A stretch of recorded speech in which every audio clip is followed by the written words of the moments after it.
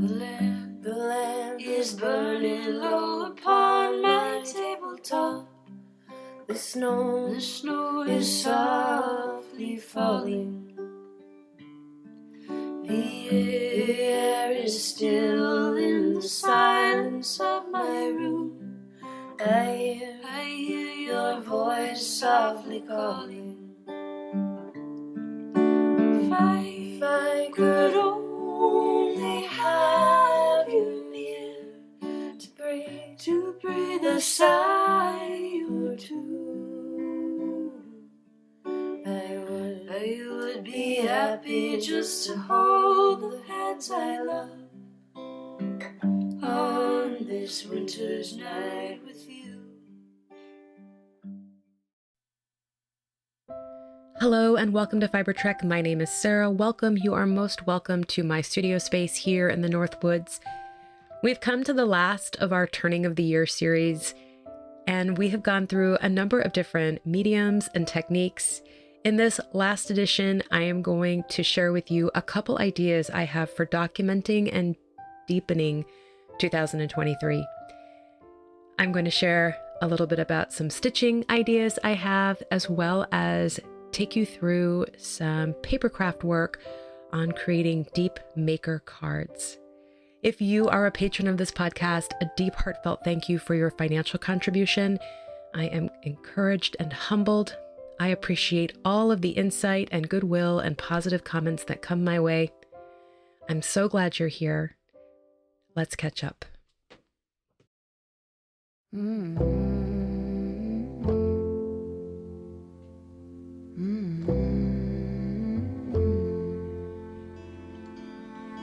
Where is the line between dreaming and feeling blue? It's 4 o'clock in the evening. I haven't left my room, but the truth is, if I'm honest, I feel stuck here in the middle. Am I one of those crazy people? Should I stay here or should I let go?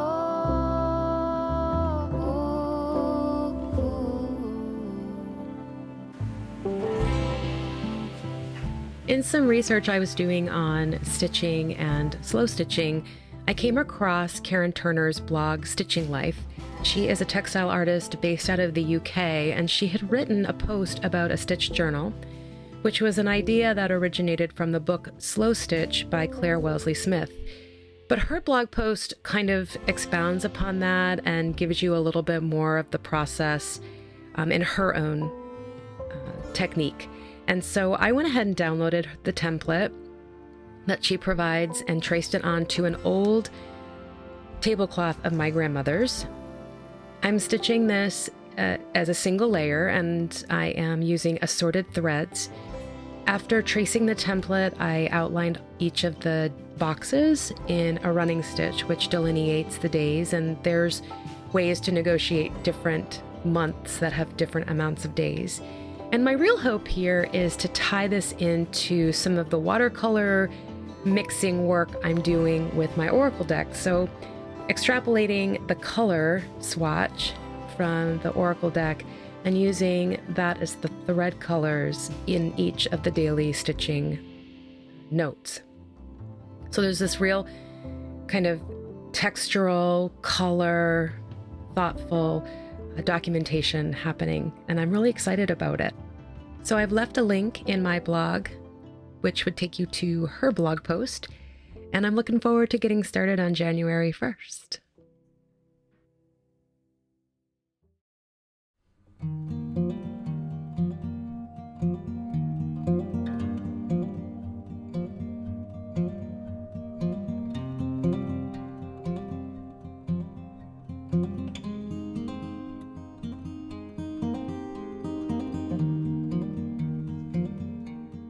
I had other ideas to end this series, but on a walk in the woods, I decided that I wanted to create a series of prompts for each day of the month, which would create some boundaries and some intention around my making each day. instead of kind of getting lost in my work or weariness or day-to-day angst. So I decided to share with you these DeepMakerCards, I'm calling them. And they're just little cards with prompts or quotes or reminders, images that either bring me joy or inspire me to do something or think about a project in a new way. So I wanted to share with you how I went about doing this. If you are a patron, I've gone ahead and uploaded the prompts as a PDF so that you can use them to create your own if you would like. But really it just starts with 31 cards. I did mine 2 by 3 inches, and you could cut them out of cardboard. I'm using cardstock, and I think a paper cutter would probably come in really handy, and a variety of different paper crafting supplies. So glue sticks, napkins for decoupage, stamps, inks, pens, washi tape, old texts. These are all things that you can gather right in your home to use to decorate the front side of the cards. And again, I like that they each offer just a little canvas, and so they're not intimidating like a huge piece of paper. And you can be as simple as a stamp if you want, or you can do some monoprinting as I was doing earlier onto the cards and watercolor them or just color them. You could use the gel plate or papers you had made on a gel plate. So again, that's what I like about these little tiny canvases, and they can be done very quickly. So aside from cutting 31 2 by 3 inch cards, everything else is pretty easy, right? I'm using stickers, so lots of different applications, and you could use old, cereal boxes and put paper on top of them. So here's some examples of what I've done with the monoprinting and some decoupaging using napkins. And I also not only did it in a white cardstock, I did it in a craft colored cardstock.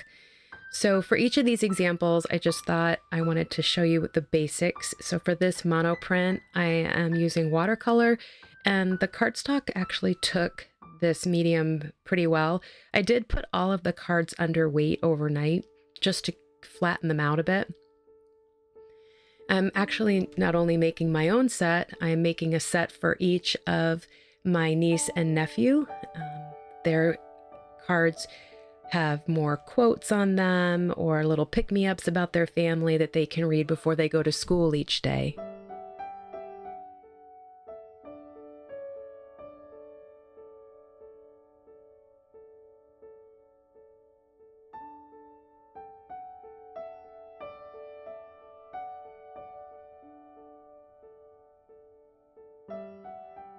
If you've been with me through my papercraft journey, you know that I often use the Distress Ink Walnut Stain to finish the edges and provide a kind of vignette feel to each card.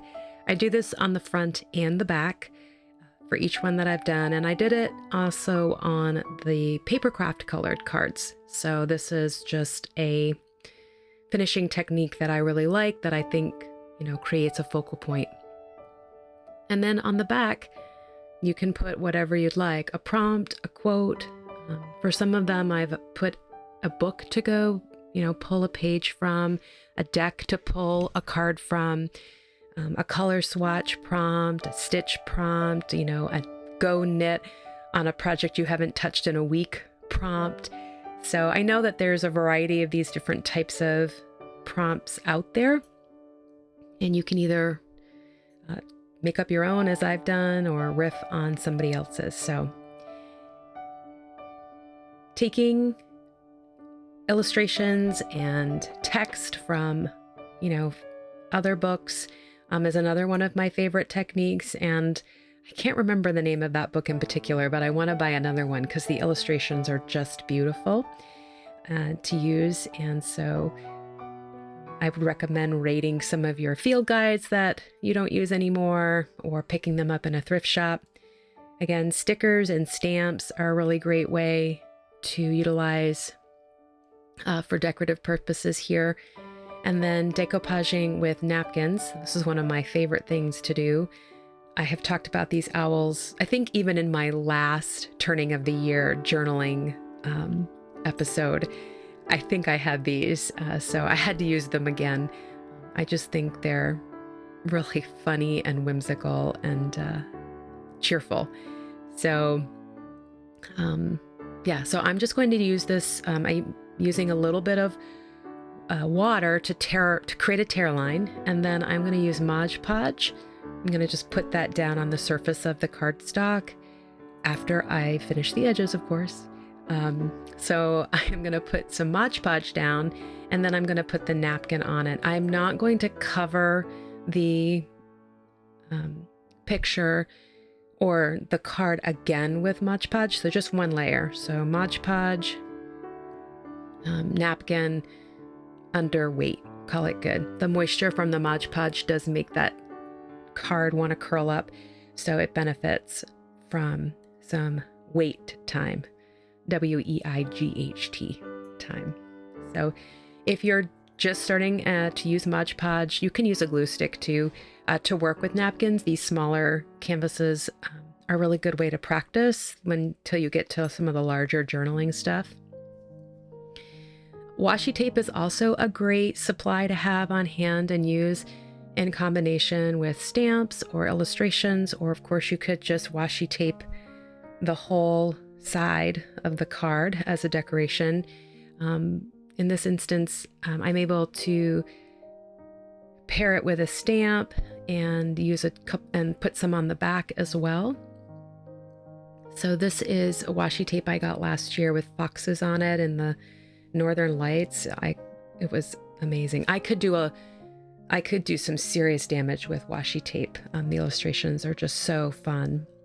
So the last one I thought I would share with you is using some rub-on stickers. I get these from, I think it's MU Creations, and I think they might be based out of Taiwan. But you can find these on Etsy, and they're just different elements like mushrooms and moons, and they have all sorts of different themes like coffee and kitchen and gardening. And so they're pretty simple to use. You just cut out the one you want and you place it down, take the paper off, place it down, and then rub it with a hard edge. And in this instance, I used a Hera marker to do that. And it comes off onto your surface, and it doesn't look like a sticker. It doesn't have that ridge around it. So that's one of the nice pieces of using these rub-on stickers.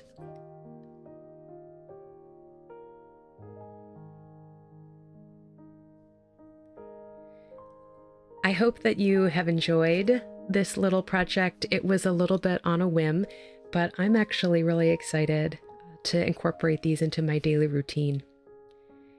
Thank you for joining me over these 4 episodes and 4 weeks. I am wishing you many blessings for 2023. I am looking forward to sharing more creative journeying with you.